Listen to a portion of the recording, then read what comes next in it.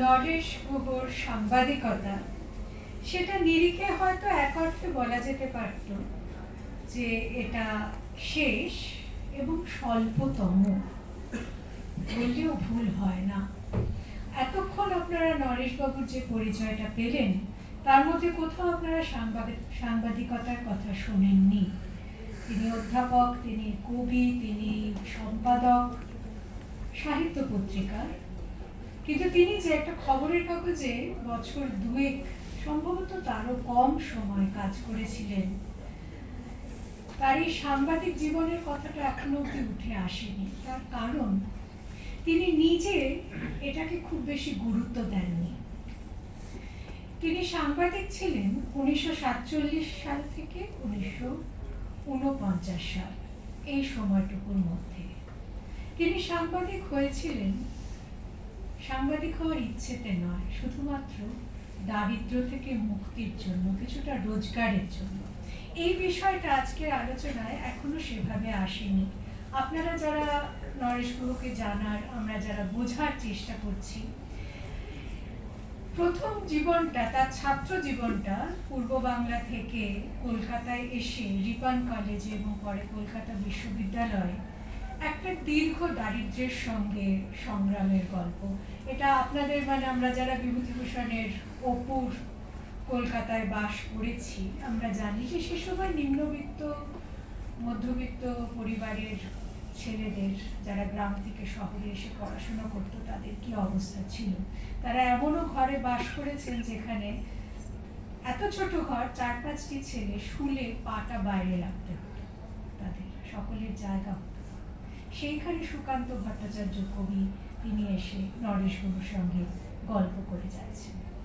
45 সালে উনি এমএ পাশ করলেন কলকাতা বিশ্ববিদ্যালয় থেকে, এবং তারপর থেকে চাকরি খুঁজতে লাগলেন।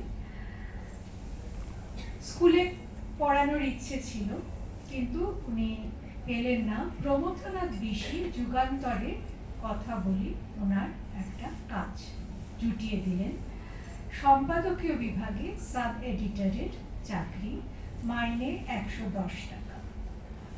এখানে একটু মজার কথা বলি যে আমরা যারা সম্পাদকীয় বিভাগে কাজ করি কোনো কাগজের, আমাদের বলা হয় যে ওটা নাকি পুনর্বাসন বিভাগ, রিহ্যাবিলিটেশন ডিপার্টমেন্ট। কারণ একসময় যারা স্বাধীনতা সংগ্রামী ছিলেন এবং পরবর্তী ক্ষেত্রে যারা বিভিন্ন বাম আন্দোলন করতেন, জেলে যেতেন, বেরিয়ে এসে আর কোনো কাজ পাওয়া যেত না, তাদের সবাইকে খবরের কাগজে সাধারণ অনেককেই আর কি সম্পাদকীয় বিভাগে রাখা হতো। কারণ রিপোর্টিংয়ে দিলে বা নিউজ ডেস্কে দিলে কি করে বসবে, কারোর সেই কনফিডেন্স ছিল না। কিন্তু সম্পাদকীয় বিভাগ যেহেতু ওপিনিয়ন লেখার এবং ধীরে সুস্থে লেখার, তো সেখানে তাদেরকে রাখা হতো। অবশ্যই নরেশ গুহ সেরকম না, তিনি খুব ভালো ছাত্র ছিলেন, তার সাব এডিটিং এর ক্ষমতা ছিল, সেই জন্য তাকে থাকবে ভেবে তাকে রাখা হয়েছিল। আপনাদের মনে রাখতে হবে যে 1947 সালে উনি ঠিক কোন মাসে জয়েন করেছেন জানি না, কিন্তু যুগান্তরের কাজ করতে করতেই উনি এপ্রিল মাসে, 47-এর এপ্রিল মাসে, যখন গান্ধীজি নোয়াখালীর দাঙ্গা থেকে ফেরার পর বিহারের দাঙ্গায় যাচ্ছেন দেখতে, সেখানে গিয়ে সবাইকে ফেরাতে, শান্তি ফেরাতে, সেই সময় গিয়েছিলেন আমাদের নরেশবাবু কবি অমিয় চক্রবর্তীর সঙ্গে।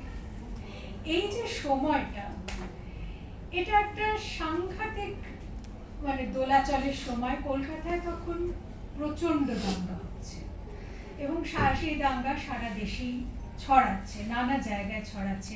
দেশ স্বাধীন হবে, দেশ ভাগ হবে, কোন দিকে কি হবে, একটা খবরের দিক থেকে যদি কেউ দেখে, তাহলে এই অস্থির সময়ের মধ্যে থেকে প্রতি মুহূর্তে অসাধারণ সব খবর বেরিয়ে আসছে। কিন্তু আমরা দেখতে পাচ্ছি যে নরেশবাবুর মনটা যেমন ছিল, সেই সময় উনি যাতে কবিদের আড্ডায় থাকতে পারেন সেই জন্য নাইট ডিউটি নিচ্ছেন।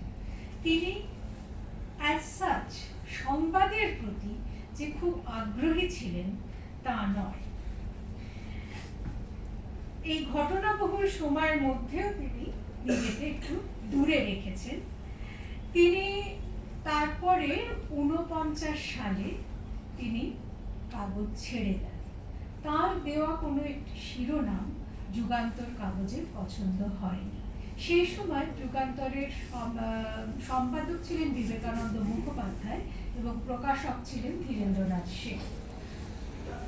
কোনো কারণে তার মনে হয়েছিল, নরেশবাবুর মনে হয়েছিল যে খুব হিন্দুত্ববাদী একটা মনোভাব নিচ্ছে।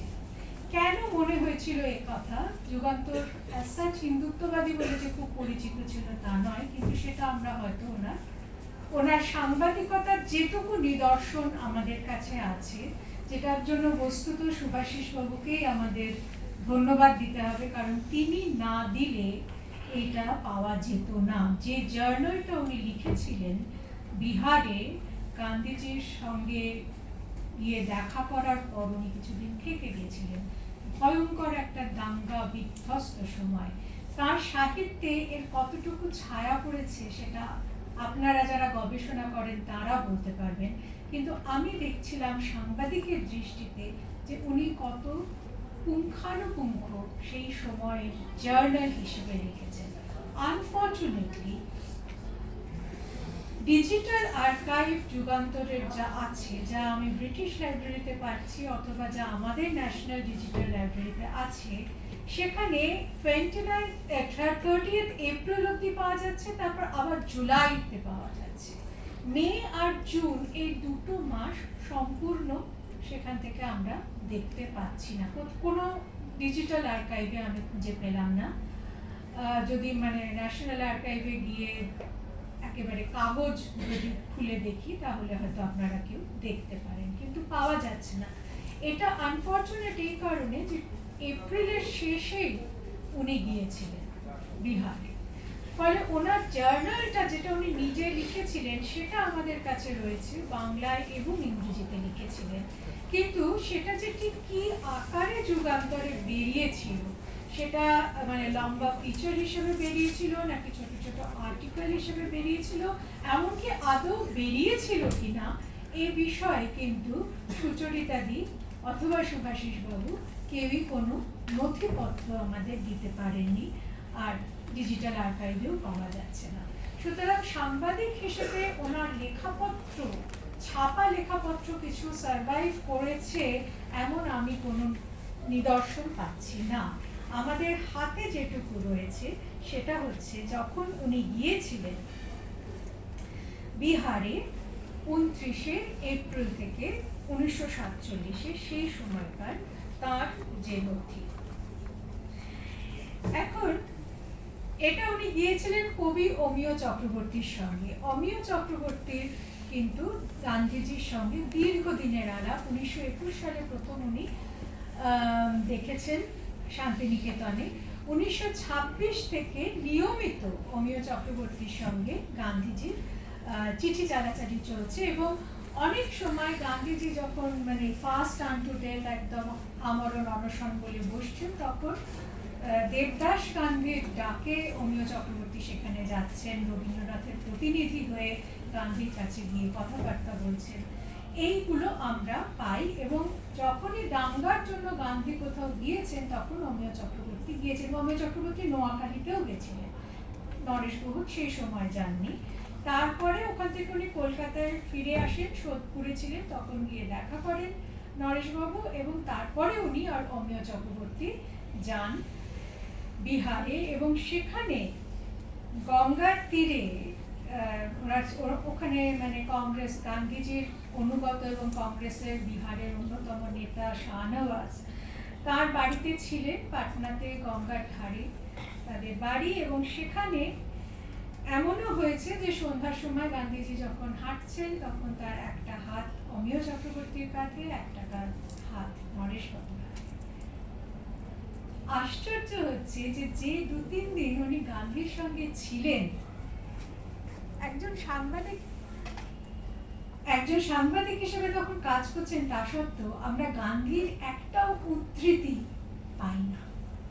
মানে আমাদের সাংবাদিকদের সাধারণ মানে ঝোঁকটাই হচ্ছে যে কেউ কিছু বললে, কারো কোনো বড় লোকের কাছে গেলেই তার মুখের কথাগুলো শুনবো, তাকে প্রশ্ন করব, খোঁচাবো, তার কি কি বলছেন সেটা ধরে রাখবো, অমুক বিষয়ে আপনি কি মনে করেন।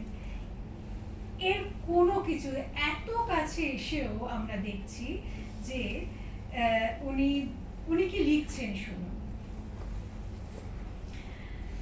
এটাও একটা মানে এটা কিন্তু মানে গান্ধী সম্পর্কে উনি যেটা যখন ওই ওনার কাঁধে হাত রেখে ঘুরছেন সেই সকালের বিবরণটা যেন নরেশবাবুর অন্তরটাকে আমাদের দেখিয়ে দেয়।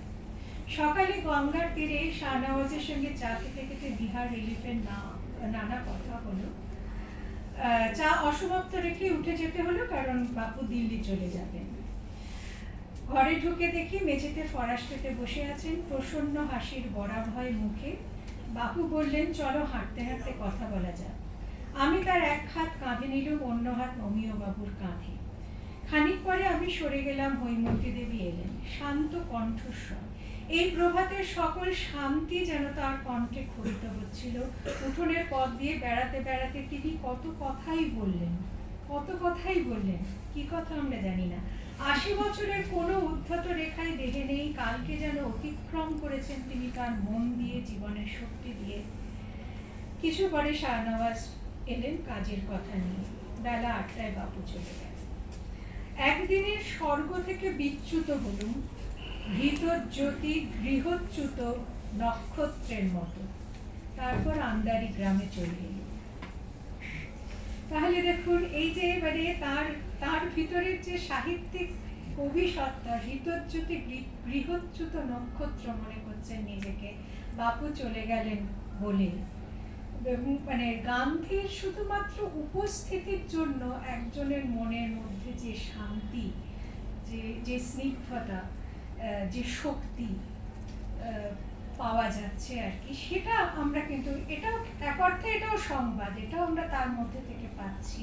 কিন্তু প্রচলিত অর্থে যেটা সংবাদ, যেখানে বাপু দেশভাগ নিয়ে কি ভাবছেন, দাঙ্গা নিয়ে কি ভাবছেন, কিন্তু আমার এখন মনে হয়, পড়তে গিয়ে মনে হচ্ছিল যে সে কথাগুলোর অসংখ্য মানে সে সময় সংবাদপত্র খুললেই বিভিন্ন বিষয় বাপু কি বলেছেন সেগুলো পাওয়া যায়। এবং গান্ধীর নিজেরও মানে গান্ধীর আর্কাইভস অত্যন্ত সমৃদ্ধ, সেখানেও তার ডে টু ডে প্রত্যেকটা মিটিংয়ে তিনি কি বলেছেন, সাংবাদিকদের তিনি বলেছেন, তার সব রেকর্ড রয়েছে।